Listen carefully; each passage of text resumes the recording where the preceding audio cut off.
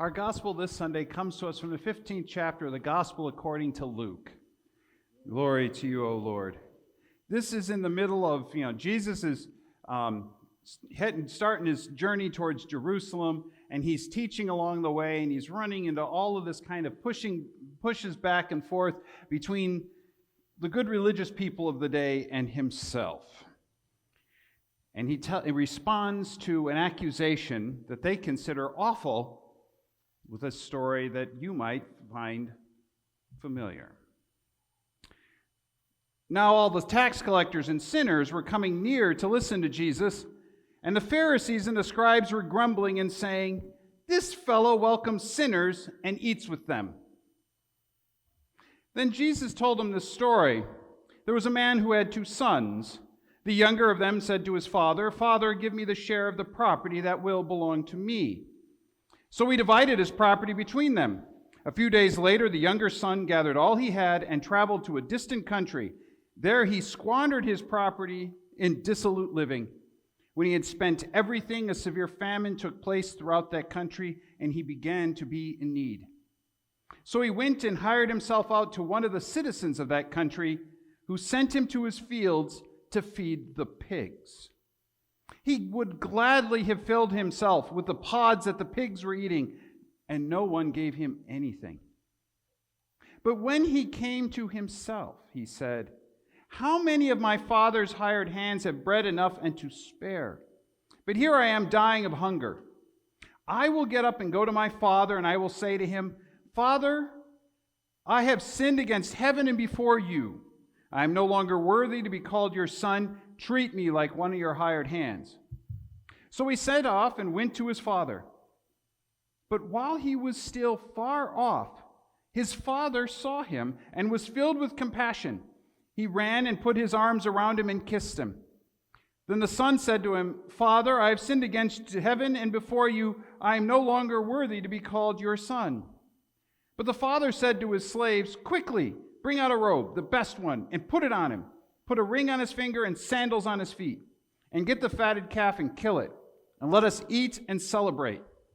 For this son of mine was dead and is alive again. He was lost and is found.' And they began to celebrate. Now his elder son was in the field, and when he came and approached the house, he heard music and dancing. He called one of the slaves and asked what was going on. He replied, 'Your brother has come, and your father has killed the fatted calf because he has got him back safe and sound.' Then he became angry and refused to go in. His father came out and began to plead with him. But he answered his father, 'Listen, for all these years I have been working like a slave for you, and I have never disobeyed your command. Yet you have never given me even a young goat so that I might celebrate with my friends.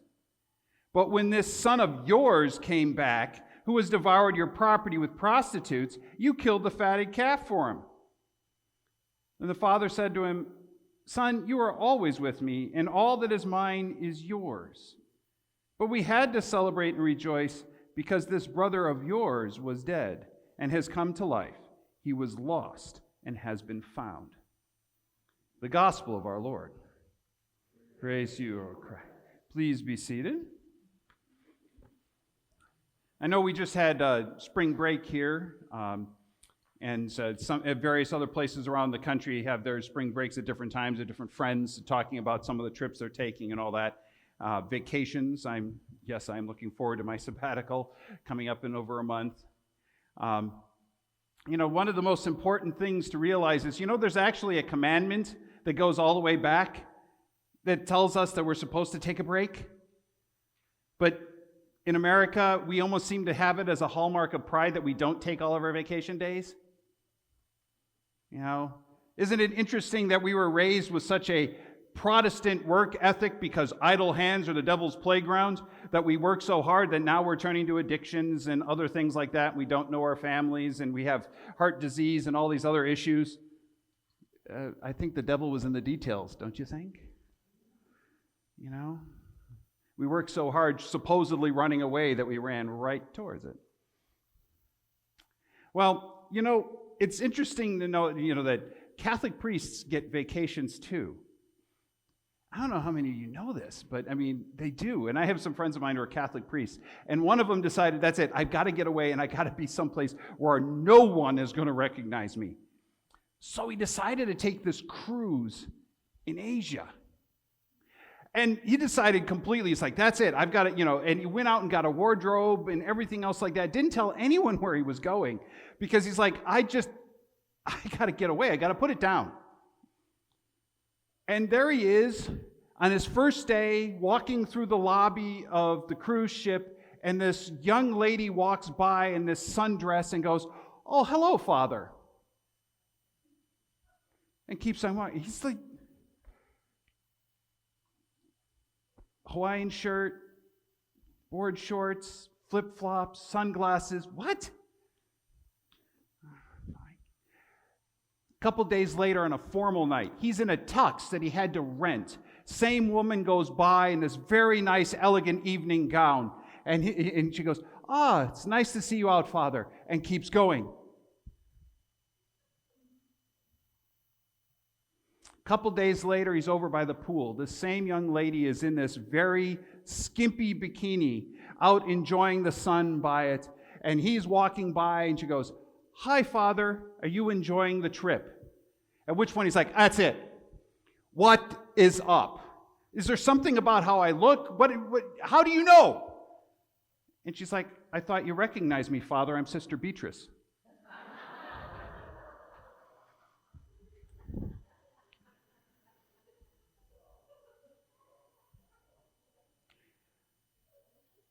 I'm sure we've all had those situations in life where you run into somebody and you go, "I know who you are, but I can't remember your name," because it's in an entirely different situation than where you normally see them. Teachers especially often get this kind of thing. Somebody you might know from, or I'm sure you have it here at church. "I see you at church all the time. You look familiar." And of course, masks, made the last couple of years even more fun. We've all had those times in life where, we knew somebody, but we really couldn't place it because they were out of the usual space that you expect it. It's out of the context. You're used to seeing them in a certain spot. For me, I know exactly which spot that might be. For some of you, you follow your tradition very well. Because we're just, for whatever reason, we tend to put these memory tags in our head. Okay, well, there's that, here we go. I get it all the time, like when I'm in Fry's, and it's normally one of the academy kids. And one of the things that doesn't help is the fact that, they're not with their teachers, much less they're not in here, they're with their parents that I may or may not recognize. And so it's like, okay, hold on, I'll get it. Because we're just kind of wired for certain expectations. We're kind of wired to be able to handle the information that we have. But what that does sometimes is we predispose ourselves to certain things. And it's just what happens. It's what we're looking for. It's what we're expecting to see. Sometimes we won't allow ourselves to see something because, it's so outside our expectations. It's kind of like, what? Who? Where? It's kind of like when a guy's looking for his car keys and they're right there on the table in front of him. Wives, you know this. It wasn't supposed to be on the table. It was supposed to be in my pocket. We have these, things in life where we try to understand the world around us because there's so much going on. And so we sometimes filter things. And we have difficulty trying to go, "Oh yeah, okay, that's here, that's here, that's here." What are you open to? What is your orientation? What are you allowing yourself to see and experience? When it comes to church, the fastest growing religious majority in the United States is known as the nuns. And it has nothing to do with Sister Beatrice. It's those people that used to have a religious affiliation but don't have any anymore. And all of the studies that have been done recently is, well, why not? And normally it's because of experiences they had in church or experiences they had with people who proclaim to be regular, good, God-fearing churchgoers. Their experience, what they expect, what they're open to seeing, has been trained into them of a certain way. Oh, it's nothing but a bunch of hypocrites. I said, no, it's not. We're not full of hypocrites. There's room for more. Come on. I have a problem with organized religion. So do I. Check my office. It's not that organized. But there's a certain expectation. And then if we look out into the world, what do you see? What do you allow yourself to see? What do you expect yourself to see? Do you expect to see people that, well, they're just sinners? Big surprise, these bad things are happening. If all of these people would just get themselves into church, we wouldn't be going to hell in a handbasket. Right? Those people, the good religious people of the day, go after Jesus and go, where are you? And look at who you associate with. Don't you know that says something about you? When we look out, where do we find you? These sinners, tax collectors. What kind of example is that? You must be one of them because that's where you are.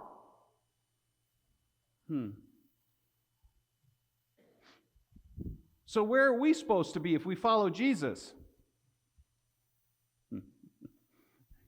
One of those sinners? Let's face it, we already are. Let's get over ourselves here. Some of us might be tax collectors or had different jobs that might earn equal disdain, unfortunately.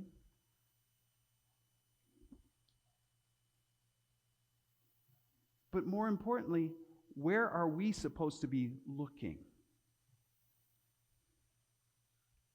When Saul, before he became Paul, known as Paul, was going out of his way to go all the way to Damascus from Jerusalem to go and arrest people who followed Jesus, he wasn't looking for Christians. We hadn't been called that yet. He was trying to go and arrest people called people of the way.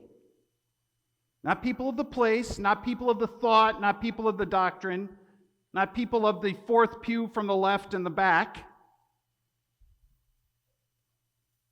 People of the way. Well, that should tell us something. What way? This story that most of us heard, it's the parable of the prodigal son, right? We've probably heard it lots and lots of times in a variety of ways. There's all kinds of movies and movie tropes that have this whole movement within it as well. It's a familiar kind of story. It's a story of redemption with a twist. But it's the third story Jesus tells to the Pharisees after they get in his face about the fact that he's a friend of sinners and tax collectors and eats with them. The first story tells this weird story of a shepherd who had 100 sheep and one of them walks off. And this one shepherd abandons the 99 good sheep, supposedly, the ones that are still there, and goes chasing after this one that got lost and wandered off. Then a story about a woman who lost a silver coin out of all of her silver coins in the house, and she turns her entire house upside down to find this one. Now, we've all lost things. We've all, spent lots of time trying to find things. That's not unusual. The odd thing is at the end of both of them, the shepherd goes and picks up this sheep, puts it on his shoulders, and goes and proclaims to everyone else, look what I found. The woman calls all of her friends over to her house and said, I found the coin that you didn't even know I lost. But let's celebrate.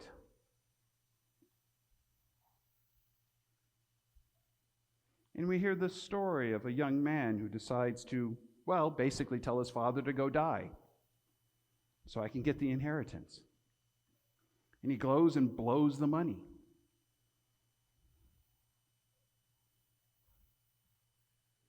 that one sheep that walked away, its orientation was somewhere away from the flock. That's all we know. We don't know if it saw something pretty, if it got hung up, got lost, tripped and fell and lost its way. Doesn't matter. Its direction, its way was somewhere away from everyone else. Not entirely sure what motivation a silver coin has of its own volition, but then again, it's probably about as much thought process as most sheep have. But it got away. It moved away from where it was supposed to be.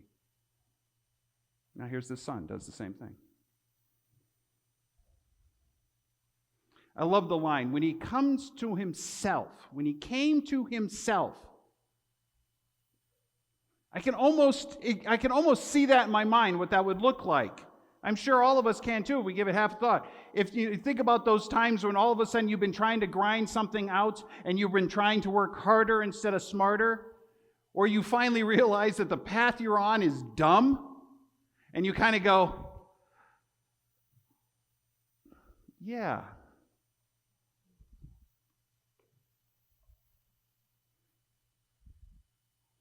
His initial direction was away from his father. His initial direction was away from his people. He didn't even stay in the county. He left the country.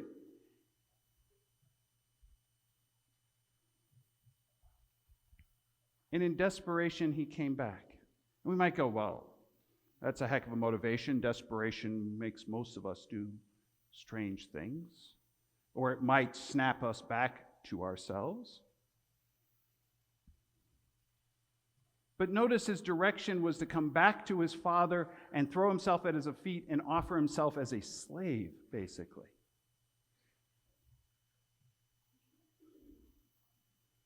Now, what's the father's direction? What's the father's orientation in this? It's towards the son. In every example, it is, you want some? I give. When he sees him far off, which means he's looking. He's not just carrying on with his life like his son is dead to him. He's actively looking to see him far off, and he rushes up to him. There are cultural rules. A man of station in that part of the world broke to run to his son who told him to go die. But he didn't care because that was his son. That was his direction. And we must celebrate. And the older son hears partying. And what's his direction? Here I stand. I can't do anything else. You, slave, come here and tell me what's going on.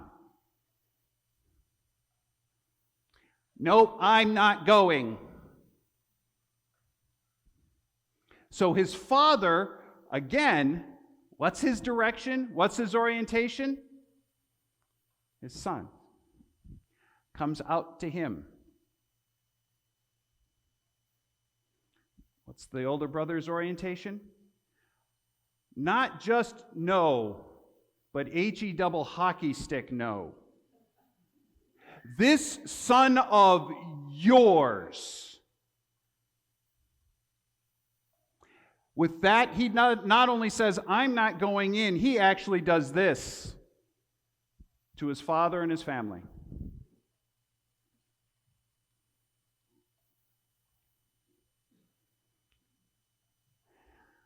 Son, you had everything when you were with me, but we had to celebrate. For this brother of yours was lost and has been found, was dead and is alive again.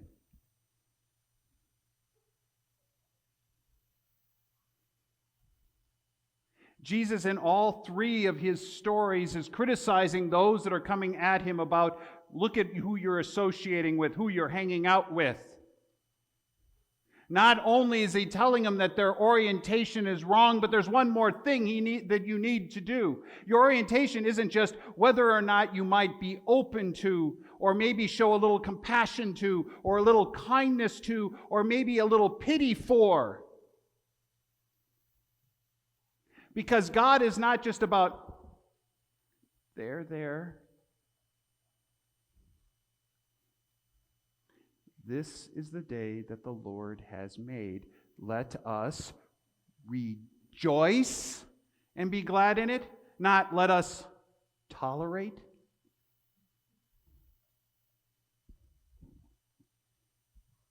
Do we have a mindset? Is our orientation at least towards everyone else? Are we looking outward or are we looking inward? Part one. But part two, are we expecting celebration? Are we expecting joy? Or are we kind of going, oh my God, here it comes again?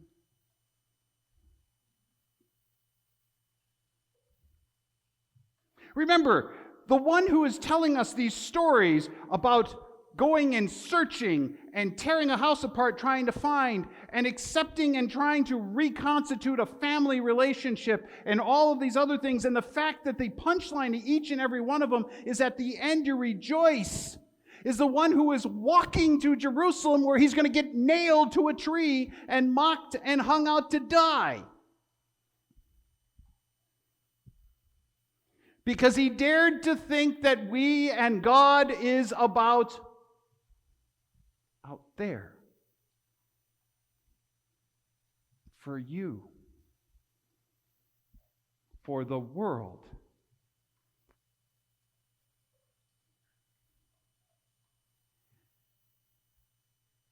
That son in the pigsty. That son standing out in the dark in his petulant rage. That house that's being torn apart, finding a silver coin. The fear and the trepidation of that shepherd looking for one sheep, expecting to come back and find a dozen more missing, is all very nicely encapsulated on the cross. Everything that you expect and everything you want to happen does not necessarily bring joy. And in those moments of darkness and brokenness, of suffering,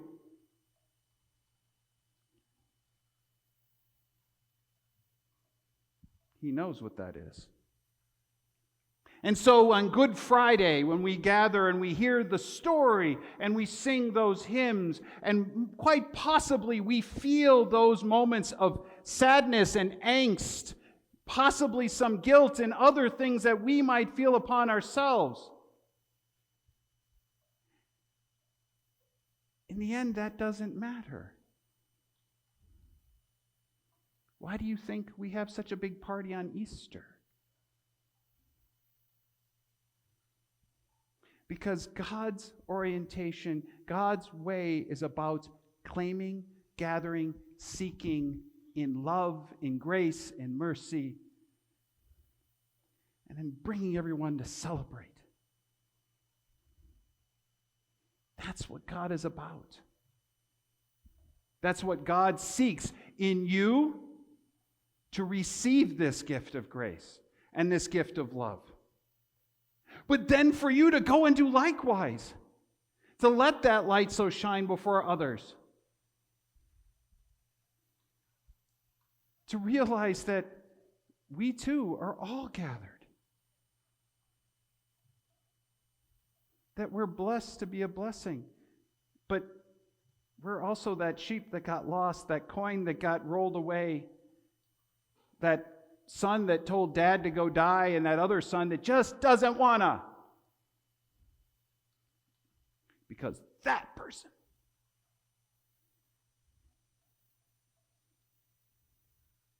and yet, for God so loved the world